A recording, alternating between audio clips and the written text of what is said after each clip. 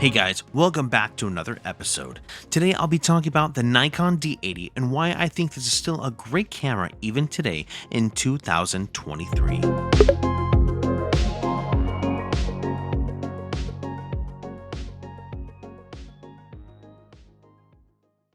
Alright guys, so today we're talking about the Nikon D80. This is the camera. I currently have the grip on it because I got it with the grip. Originally I had this camera and it had basically an air problem. It actually broke on me, and the problem that this camera actually had was the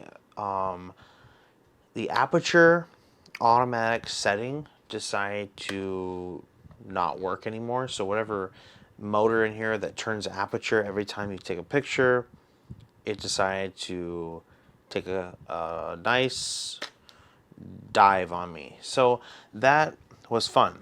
So I replaced the Nikon D80 because I actually really like this camera a lot. Now, the first thing I'm going to do is go ahead and go through each feature that this camera has. So in case you guys are new to photography or you're looking at this camera to buy, you can actually watch this video and it will hopefully help you understand what this camera is very capable of doing. The thing about the Nikon D80 is that it was actually made in 2006. So it is almost a 20-year-old camera. It's 3 years short of being 20 years old. And that's pretty old for a digital camera, especially with the newest technology that's out today. But even if that's the case, this camera still performs very well for today. Okay? So, and I'll tell you why. Because even if this is a very old camera, it still is very capable. So this camera has a 10.2 megapixel CCD image sensor. And what CCD is basically just a different sensor.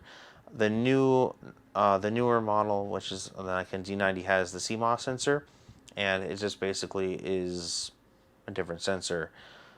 This was specifically made for these the cameras. It comes also in the Nikon D200, and then this camera, the Nikon D60, also has the CCD image sensor, which is also a 10 megapixel sensor as well. So all those cameras, you know, D60, D200, and the D80 all have the CCD sensor.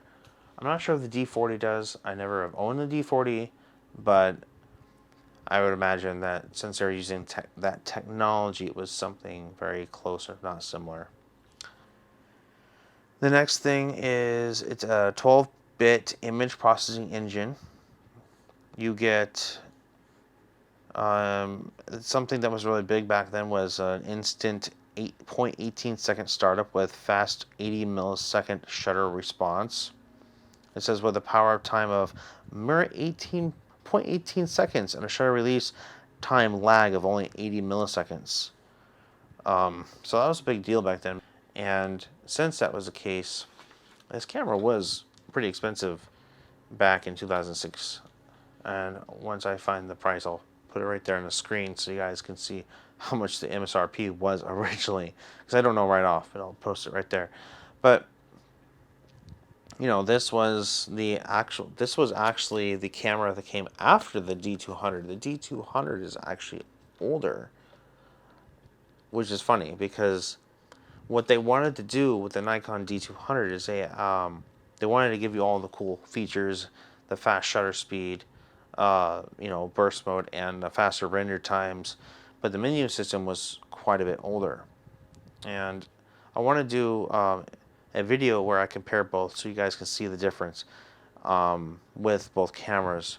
But yeah, this one was actually a more compact version of the Nikon D200, and there are some major differences that this doesn't have that really makes the D200 a very capable camera as well, which I actually did a video of the Nikon D200 in case you guys are interested in that. It's not like a detailed video like this, but you guys can kind of get an idea how that camera works if you want to check that out. I'll post it in the description below so you guys can see. But this camera was basically made after it to kind of make it a compact version of the Nikon D200. Long story short. Anyway, so the bad thing about this camera is it's not really fast. And I would say that if you do want to get the same sensor, you probably would want to go for a Nikon D200 if you're looking for a CCD sensor. If you're looking for a CCD sensor for speed, because the Nikon D200 of course has faster rendering and it shoots up to 5 frames per second, whereas the Nikon D80 is only a nice little 3 frames per second. And honestly, that is not very fast. It is a very slow burst mode. And according to what I read, it only gives you a render of only like 6 images, so that's nothing. Now, of course, that depends on the memory card and all those factors as well, but yeah, it's not the greatest. Let's see, sophisticated systems throughout the D80, including high-speed buffer handling, fast image processing, high-speed memory card access, and large system bus. Now you gotta remember, these little specs were basically what Nikon came out with back then for this camera, and it was all new technology. It wasn't old like it is today. So these specs are very old. Render time, of course, is not very fast on this compared to what we have today. So, no. And it does, of course, depend on the memory card you have. Like I said before. Let's see, up to 2,700 images per battery charge. Okay. And it takes the EL3 battery. Okay. And on the battery grip, of course, you'll have a slot for 2 of them, which is nice. And then now you will also be able to use SD cards in this camera, which is quite nice. It's only one SD card, but it's still a lot better than having to buy an adapter or using compact flash. Now, compact flash we're always considered to be a better card, but since our technology has changed quite a bit, you know, that's a little bit different now. Yeah, I don't mind compact flash whatsoever. It's just back then they were like bare minimal with memory, so you didn't have many pictures that you could take with, you could take very many pictures with that camera at all because of the memory cards being so small. I think there were some of them were only like 2 gigabytes. I mean, there were some that were, I mean, they weren't very big at all, 256 megabytes. So different times. This camera, let's see, it says it has a Nikon 3D color matrix metering 2 plus variable center weight and spot metering, which was a big deal. And that basically adjusts your light. It adjusts your shutter speed accordingly. So what it does is it focuses when you change. I don't know if you guys understand how metering works, but when you actually change your metering, it gives you a certain amount of light according to what you put on. If you have matrix, you have the whole entire, area that it's trying to meter light. If you do spot, it will just do that little area of light to meter. If you do center weight, it's only going to do a smaller amount to meter, which means you'll get more light in that center rather than all this, and it won't work as hard. It's pretty interesting how you think about that, but I actually, trying to manipulate my camera to do certain things, I actually understood what it does now. Like, I learned about it, and I'm like, wow, you know what? I actually get more light if I use spot metering, or if I use center weight, or if I use matrix. I didn't realize that. My shutter speed, it gave me more shutter speed. I didn't learn that in photography class. They never teach that in photography class. and it's not a big deal. I mean, they'll teach you that there's different modes, of course, but what I had learned was not that. They just teach you different methods of taking pictures, and of course that was the beginning class I had, is then the intermediate, and then the advanced class. I never learned that. So in case you guys need to understand that, I can actually I can make a video on that too.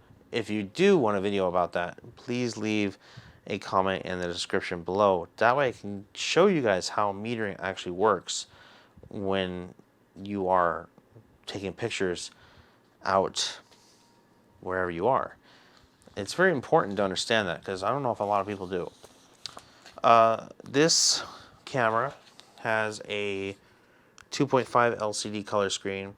Now remember that the image that you see back here is always going to be a JPEG. It's not going to be a RAW image. If you use RAW, the RAW file system, so keep that in mind. If this video has helped you out and you've learned something, please make sure you hit that like and subscribe button and ring the bell for future notifications when more content comes out. I appreciate all of you for being here and being a great part of this community. Now let's continue on to the video. You have 11 focus points in this camera. You do have the LCD at the top, which is really nice. You have your hot shoe. You have, of course, your scene modes. So let me see if I can get this thing in focus so you guys can see that. There we go. Okay. So hopefully, there you go. No. Okay. If you guys can see that right there, you do have all these different modes right there. And these are kind of like scene modes, and then all your other modes that you have, like manual, aperture, and shutter, speed priority, or program mode. They're all at the top here, so you do have that. You have a built-in flash right here. Just open it up right there. You on this camera, which is really nice, you have the AF motor, which is right here.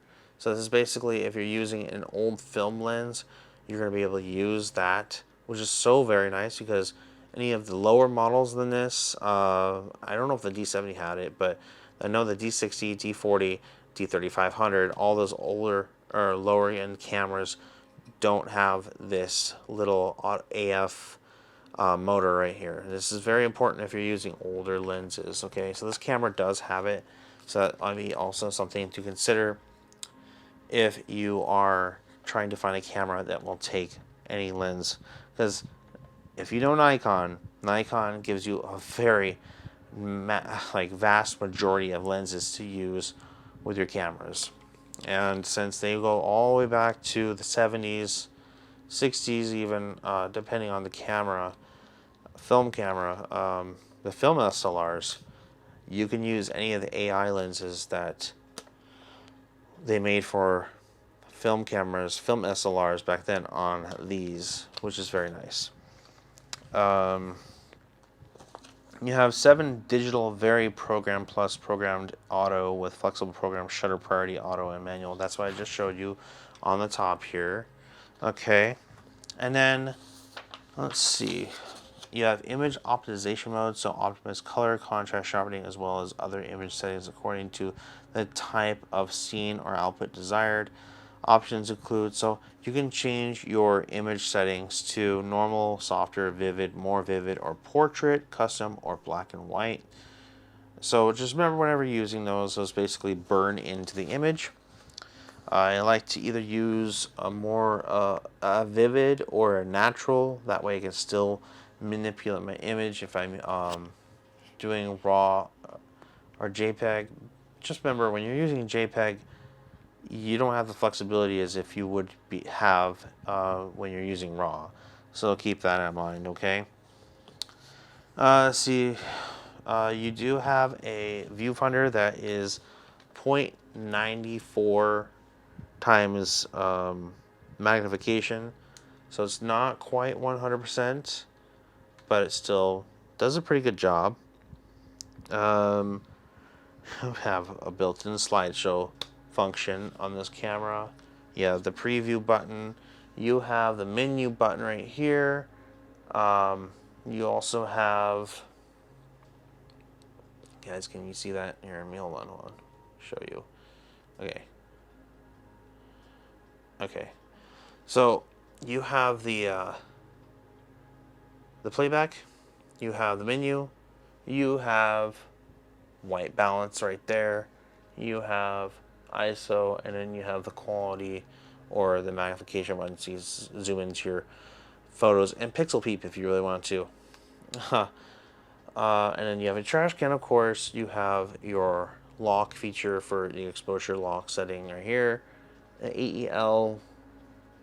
Actually, no, sorry. This is the lock setting for your AF selection, so you don't move around your AF selection. And then your OK button. This does not have an info button, so it doesn't show that screen like the D90 does. Now, both cameras are very capable, D90 and this. They're both very different cameras because they both have different image sensors. On the side here, you'll notice that you have your connections. You have a USB in to transfer photos from the cable if you'd like to. You have a DC in if you want to use this camera over power. So say if you're in a studio, you can always plug it into DC. And of course, you have a video out. All this does is you can show your pictures on a slideshow on a TV. Let's see. Oh, and this also has a remote connection. So if you guys want to use a remote with this camera for time lapses or just to use for if you're using it on a tripod, I'll go ahead and leave a link in the description below so you guys can see what remote shutters, remote triggers I recommend, because this will definitely work with that and it is very capable. You have your AF right here, hold on, focus it right there. You have your AF and manual focus setting right there. If you want to change your lens to only do manual, you can do it there. You have your bracketing button. This will do 3 brackets, so then you can actually do HDR photography if you'd like.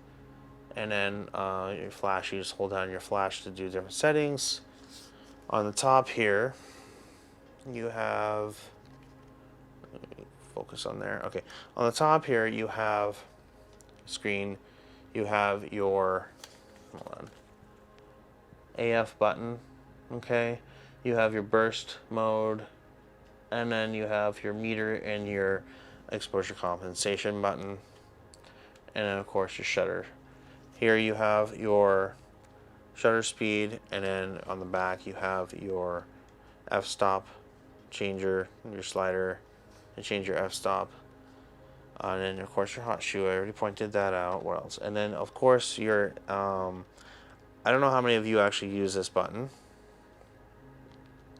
but you can actually program your camera to show you what the image will be like with the exposure that you have or the f-stop that you have. This is basically going to give you a preview of your f-stop when you hit this button. So you can program this to actually show you your f-stop and give you an idea of what your picture is going to look like. Okay, so the price for this camera says it was originally $899.95, and it came with the 18 to 135 originally. So, and I guess it was like a kit right there. And according to Nikon, that was really it. You can of course get the this is the D80 battery pack.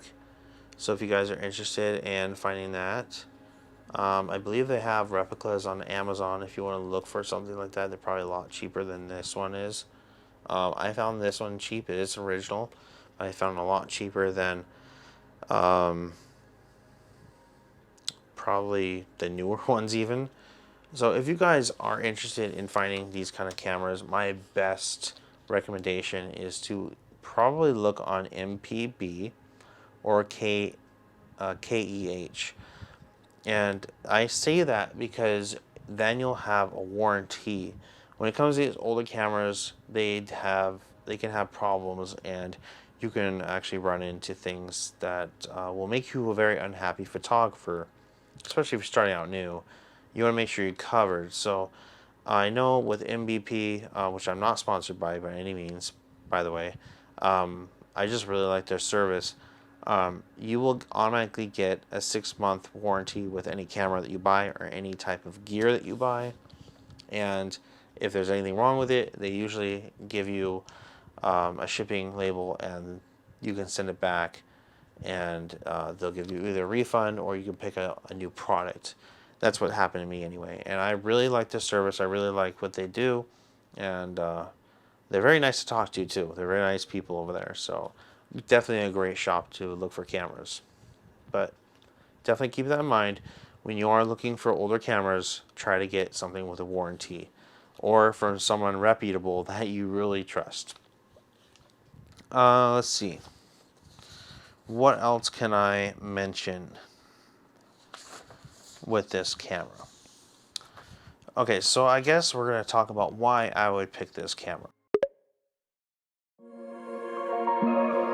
This camera, of course, it's not a fast camera, but it is a very usable camera. The images that you get out of this camera is basically, it's 10 megapixels, so it is very much usable. It's a very usable image, and I say that because you really don't need anything bigger than that. Yes, if you do have more megapixels, you will get a higher definition image. That is a sure fact. And you will be able to see every little detail on a person's skin, or even an insect little, I would say, an insect's follicles, little hairs, or whatever like that. Yes, if you are far away. Now, this camera will do that if you're closer, so your megapixels will work for you. Now, when you do crop, of course, you're going to lose megapixels, and that kind of matters when you have this older camera, so keep that in mind as well. Now, the camera does perform very well, gives you amazing, beautiful colors, beautiful pictures. The dynamic range is very nice. The color quality is beautiful, and I've even had some luck in lower light.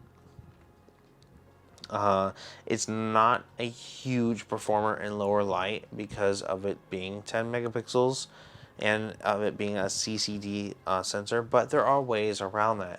I know when I have used the D200, if you actually raise the ISO, you will get noise, but it's a nice fine grain. Now, there are ways to manipulate it. The way that I think of these cameras is they are closer to a film look in a way. They have more grain.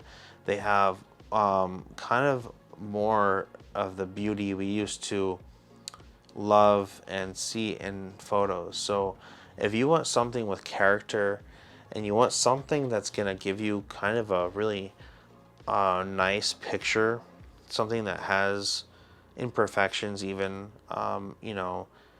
I'd say, this camera is definitely a great camera for that, because if you go with a higher ISO setting, you're definitely going to find that.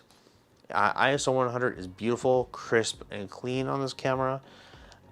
It performs very well with that. And if you're just taking single shots and you do want to use a slow burst mode, then this is a great camera for you.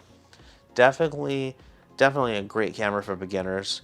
I highly recommend this camera for beginners because its settings are very much geared toward that kind of photographer, the amateur photographer, the person who's just getting into photography, who wants more of the minimum to worry about when we're trying to adjust settings.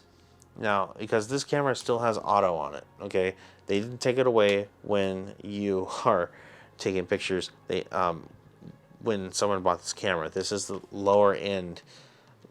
It's not lower end, I would say. It's very high quality. The build on this is solid, but it's lower than a D300, a D200 type body style. This is a very solid camera. Uh, I do not believe it is a magnesium alloy camera. I do not believe it's weather sealed at all. But this is like good old Nikon plastic. And the door has, you know, a metal little hinge on it right here.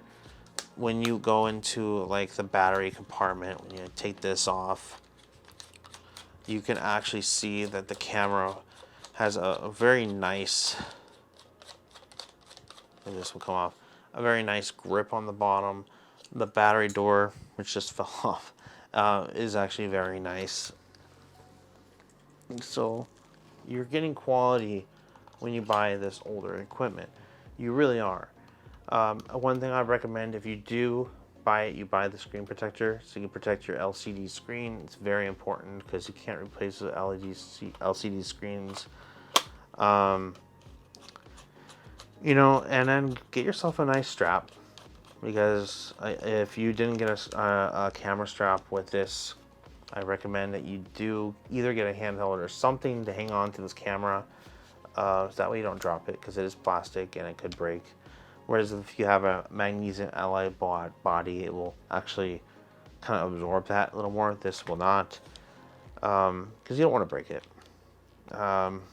Some people use straps, some people don't, but I like to have a camera strap whenever I can. I don't have one on it right now because I was taking pictures of the camera for this video. But, you know, I would say that this is definitely a very nice camera. I love it. When I was using it, I loved it. And when it died, I was very disappointed.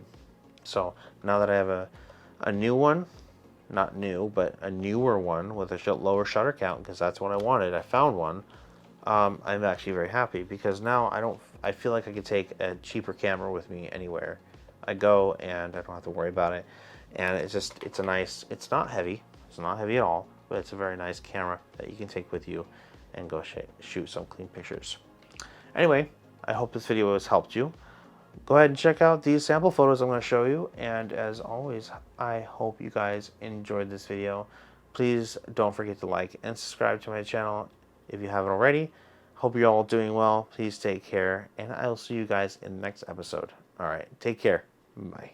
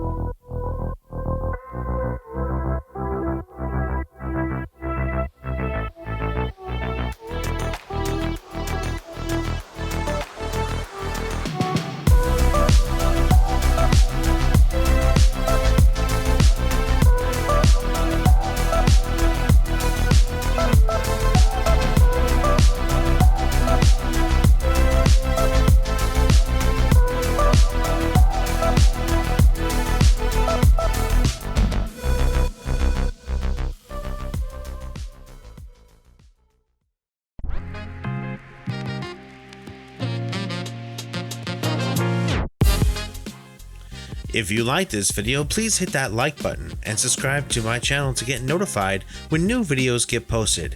Thank you for watching this video. Please consider checking out some of the other videos on the links at the end of this video.